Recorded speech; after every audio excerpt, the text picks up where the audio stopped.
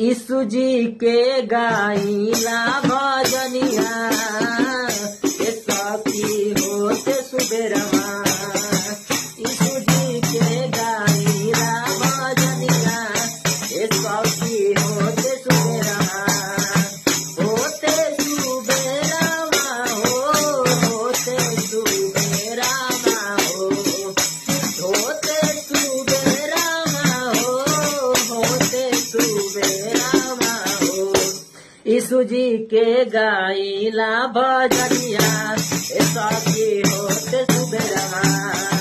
यीशु जी दी है दर्शनवा सखी होते सुबेरवा। यीशु जी दी है दर्शनवा सखी होते सुबेरवा। होते सुबेरवा होते सुबेरवा होते सुबेरवा होते सुबेरवा।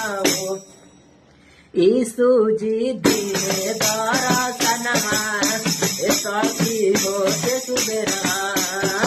उन पर महिमा परम पार सखी होते सुबेरवा।